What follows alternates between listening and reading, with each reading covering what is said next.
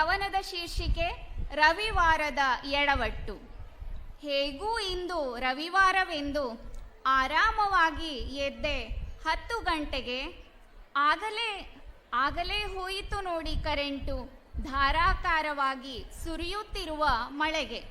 ಆಗಲೇ ಹೋಯಿತು ನೋಡಿ ಕರೆಂಟು, ಧಾರಾಕಾರವಾಗಿ ಸುರಿಯುತ್ತಿರುವ ಮಳೆಗೆ.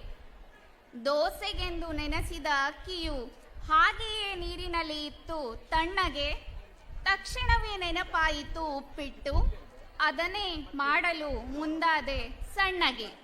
ತಕ್ಷಣವೇ ನೆನಪಾಯಿತು ಉಪ್ಪಿಟ್ಟು, ಅದನ್ನೇ ಮಾಡಲು ಮುಂದಾದೆ ತಣ್ಣಗೆ. ರವೆಯೂ ಖಾಲಿಯಾಗಿತ್ತು ನನ್ನ ಹಣೆ ಬರಹಕ್ಕೆ ಡಬ್ಬದಲ್ಲಿ.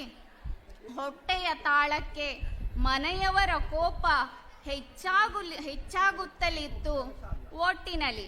ಹೊಟ್ಟೆಯ ತಾಳಕ್ಕೆ ಮನೆಯವರ ಕೋಪ ಹೆಚ್ಚಾಗುತ್ತಲಿತ್ತು ಒಟ್ಟಿನಲ್ಲಿ.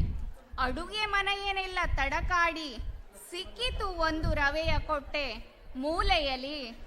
ಕೊಟ್ಟೆ ಒಡೆದು ರವೆ ಸುರಿದು ಬಾಣಲೆಯಲ್ಲಿ, ಹುರಿದು ಒಗ್ಗರಣೆಯು ಸಿದ್ಧವಾಯಿತು ಗಡಿಬಿಡಿಯಲಿ.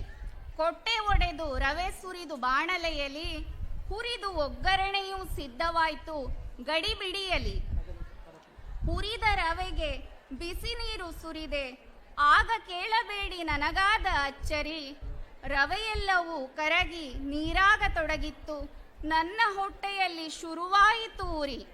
ರವೆಯೆಲ್ಲವೂ ಕರಗಿ ನೀರಾಗತೊಡಗಿತು, ನನ್ನ ಹೊಟ್ಟೆಯಲ್ಲಿ ಶುರುವಾಯಿತು ಆಗ ಉರಿ. ರವೆ ಎಂದು ಉಪ್ಪು ಹುರಿದು ಮಾಡಿದೆ ನೋಡಿ ದೊಡ್ಡ ಎಡವಟ್ಟು. ಇಂದಿಗೂ ನನ್ನ ಉಪ್ಪಿಟ್ಟಿನ ಕಥೆಯ ಕೇಳಿ ಕಿಚಾಯಿಸುವರು ಬಯಲು ಮಾಡಿ ಗುಟ್ಟು. ಇಂದಿಗೂ ನನ್ನ ಉಪ್ಪಿಟ್ಟಿನ ಕಥೆಯ ಕೇಳಿ ಕಿಚಾಯಿಸುವರು ಬಯಲು ಮಾಡಿ ಗುಟ್ಟು. ಅವಕಾಶಕ್ಕಾಗಿ ತುಂಬು ಹೃದಯದ ಧನ್ಯವಾದಗಳನ್ನು ಅರ್ಪಿಸುತ್ತಾ ನನ್ನ ಕವನ